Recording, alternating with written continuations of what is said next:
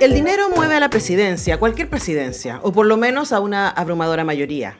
Pero hay algo más poderoso que el dinero, y eso es poder controlar el destino de todos. Intentar controlar el destino es querer conseguir la alquimia, cocinar la vida y la muerte, conseguir la transformación de los sujetos a su amaño, la transmutación de las almas, monedas doradas de poder tentacular. Calamares invisibles quieren modelar cada aspecto de la vida de las personas y con sus largas excrescencias dominar no solo la interpretación del pasado, sino que la del presente, así como lo venidero. Sobre todo lo que respecta a aquellos que viven en condiciones misérrimas, a aquellos que no han tenido ni una brizna de verdadera escuela y que fueron criados como bestias de carga para cumplir las labores más básicas.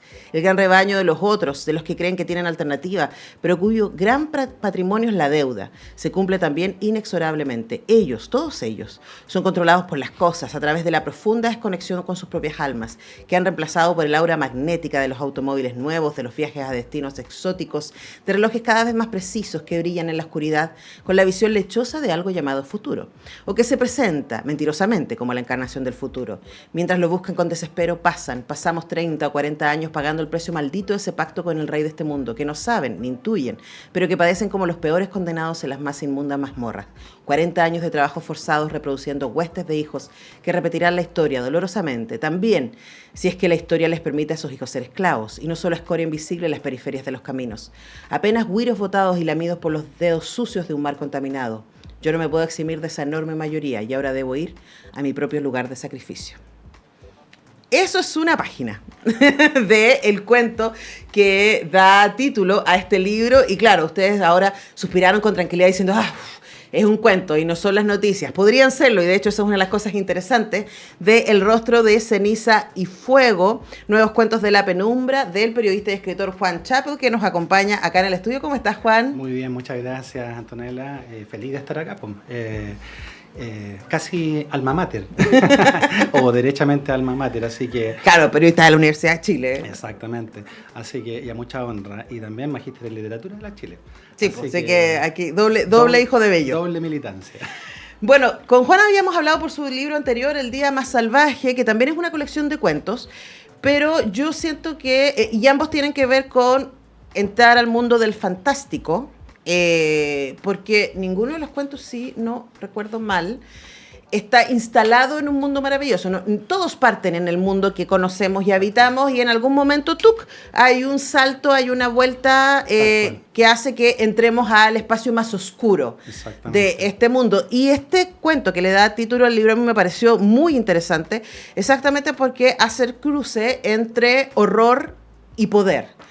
Y para mí ese cruce tiene que ver con el mal. Y lo primero que te quería preguntarte, Juan, es ¿cómo entiendes tú el mal?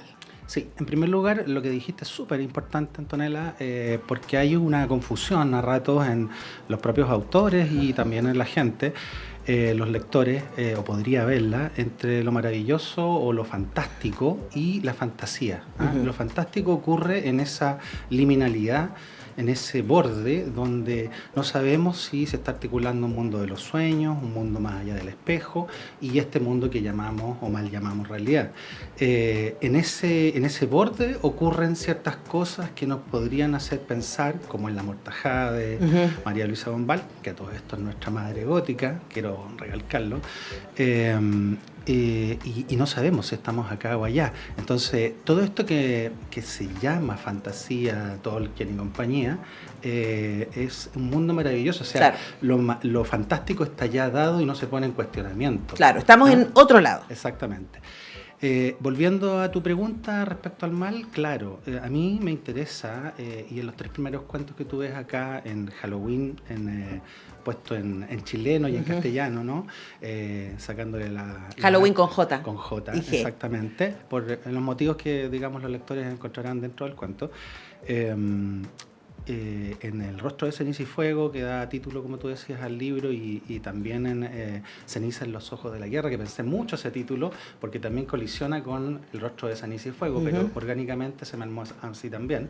Esos 3 hacen una trinidad, digamos, maldita, por decirlo de alguna manera, y que tienen que ver, como tú dices, con poder, el mal y un futuro, un presente y un pasado horroroso, ¿no? Hay ahí en ese cocimiento, en esa olla macabra del poder, una fórmula que se ha visto en toda la historia, desde los sigurats en adelante, ¿no? Relativa a cómo controlar, digamos, los destinos. Y bueno, tú ves ahora, si nos ponemos muy realistas, hay más regímenes autoritarios en el mundo que democracias, no siendo eso todo el tiempo algo bueno. Por supuesto, no vamos a decir que esos son los ángeles del mundo tampoco, pero es bastante decidor de cómo está el planeta en este segundo, unido a todas las guerras, que esto de Ucrania, de Gaza, etcétera, no es algo aislado, es algo que encubre además montones de otros conflictos, por hablar solamente de lo bélico tradicional, montones de otros conflictos que están en este momento surgiendo en el mundo, unidos a los conflictos, a la guerra interna que uno tiene ya per se. Claro, es que yo estaba pensando exactamente en eso mientras leía estos 3 primeros cuentos que tienen que ver con, de una u otra manera, con la impunidad o con la fantasía de impunidad que te puede dar el poder, ¿no? En el cuento de Armedio estamos en la Segunda Guerra Mundial, ¿cierto? Entonces hay una idea de que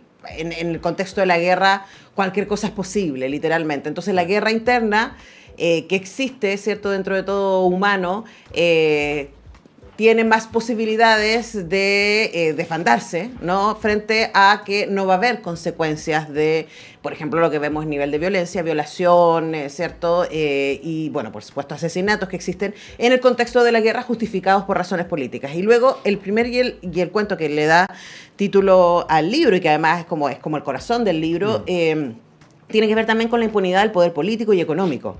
Y quien relata hace todo el tiempo esas conexiones y claro, y las lleva un poquito más allá, diciendo, bueno, ya finalmente estos entregaron sus almas a un ser otro. Exactamente. Es fantástico, ¿no? Pero uno si le saca ese elemento dice, esto igual me suena muy familiar. Exactamente. Hay un elemento que es lo cotidiano que vivimos y ahí, digamos, entro al tema de, más que el terror, lo siniestro. ¿Ya? Como lo entendía Freud, a propósito de un gran amigo mío, gran amigo porque lo leo muy seguido, que es Eta Hoffman, de donde viene, digamos, esa lectura de Freud, que es el cuento El arenero, de Sandman, un cuento de 1815, donde se habla de Lohan Heimlich, es decir, la teoría de lo siniestro, que es lo familiar vuelto extraño. Claro. Si vivimos en esta familiaridad donde pasan muchas cosas, y a mí me gusta hacer colisionar cuestiones, como en el cuento de Halloween, por ejemplo, colisiona dictadura con Halloween, cosas medias improbables, pero que en el cuento creo se arma una verosimilitud, ¿no? con aquello. En estos tiempos, no en los tiempos de la dictadura, sino que cómo eso impacta ahora. También ocurre lo mismo con los alemanes, porque muchas de las cosas que pasaron ahí están volviendo a pasar ahora, increíblemente. Incluso víctimas se han convertido en victimarios, el caso de Israel, por ejemplo. El que niegue eso, no sé qué mundo está mirando. Y en el caso del Rostro de Ceniza y Fuego también colisionan, en este caso, entidades, digamos, supranormales, por decirlo así, que no son a lo Lovecraft, y ahí tienes otra vertiente del mal.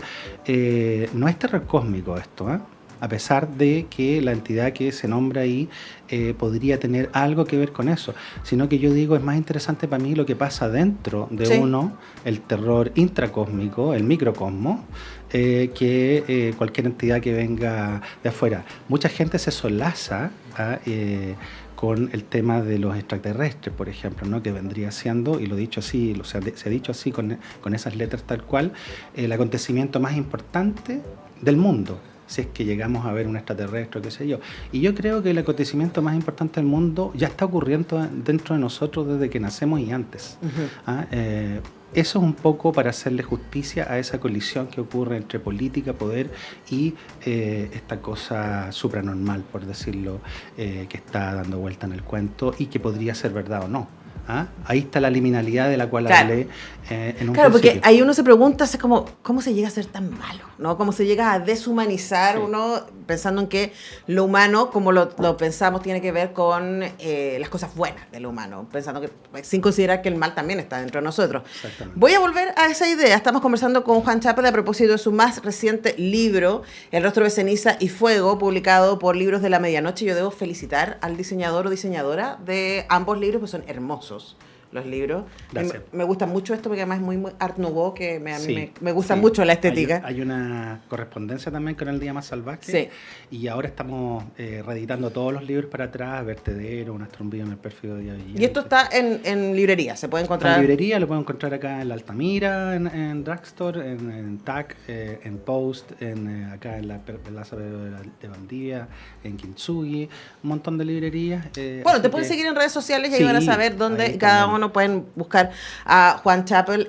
Ahí ahora, Juan, lo que hablábamos recién respecto al mal humano, ¿no? Sí. Ya esta batalla microcósmica, que tomamos decisiones todos los días respecto a qué vamos a hacer, si vamos a actuar desde nuestra bondad o desde nuestro egoísmo, y Tal eso cual. es algo que está teniendo sus repercusiones políticas y sociales cotidianamente. Es cosa de prender las noticias, ¿no?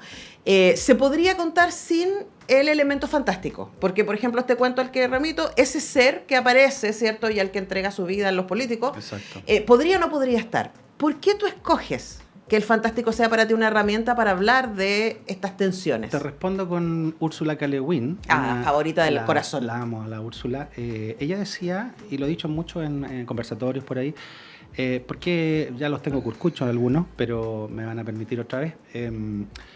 El terror, los géneros en general, no son lugares donde donde zarpes las naves tuyas, tus lecturas, tu escritura.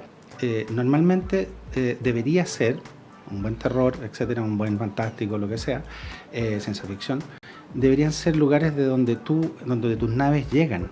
Tú zarpas desde ciertos puertos, llegas a ciertas islas y otros puertos y te acoges con Shakespeare, y te acoges con Tolstoy, y te acoges con Dostoyevsky, y con Manuel Rojas, y con Carlos Droguet, en mi caso con La Bombal, y llega a todos los otros. Ahora, los tres terror. chilenos que nombraste tienen su beta fantástica igual. Sí, pero también social, que también me interesa, y también hablan del poder, que también me interesa. No tanto la María Luisa en el sentido político, pero sí de políticas internas, O sea, también de casa, habla cotidiana. de la política sobre los cuerpos de las mujeres. Por supuesto. Así A que eso me ahí, refería, claro. ahí está. Tal cual.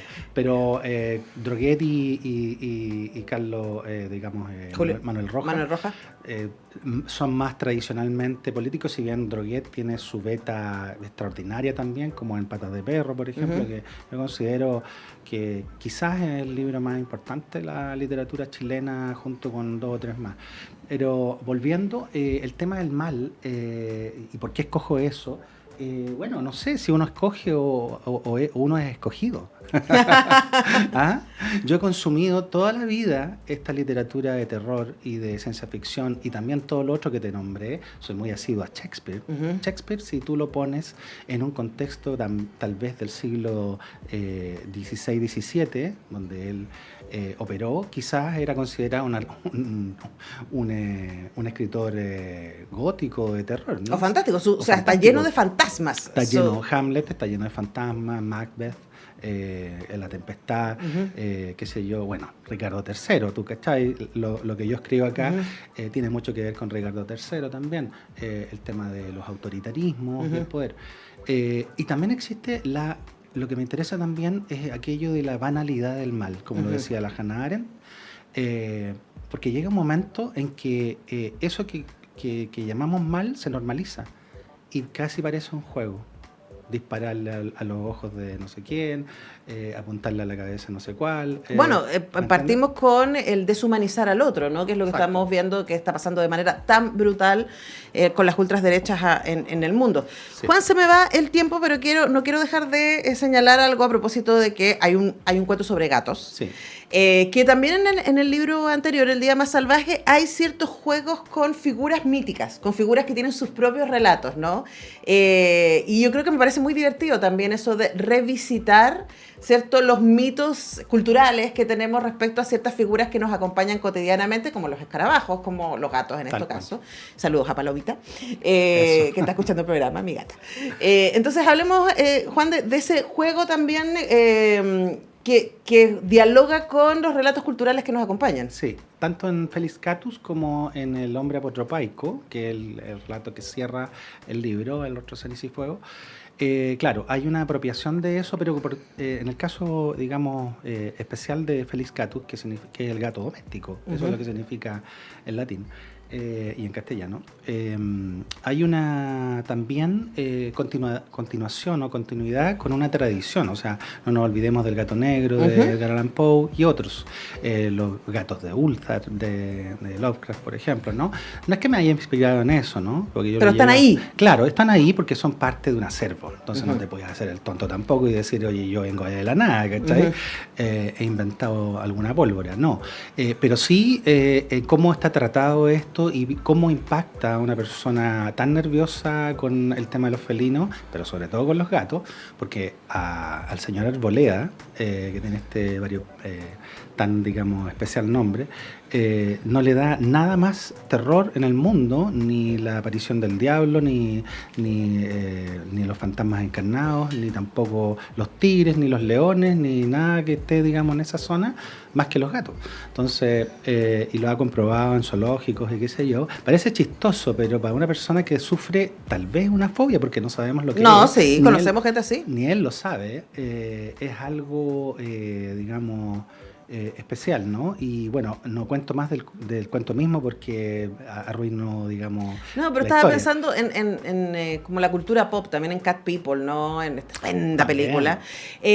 En este juego del misterio, ¿no? De aquello que incluso de lo que tú hablabas de lo tenebroso, aquello que nos acompaña de manera cotidiana, pero que en cualquier momento puede mostrar un lado oscuro de sí mismo y de nosotros. Exactamente. Y lo siniestro, como vuelvo a eso, porque precisamente un gato, de la forma en que está visto en el cuento, Felis Catus, es precisamente lo cotidiano vuelto extraño, lo familiar vuelto extraño.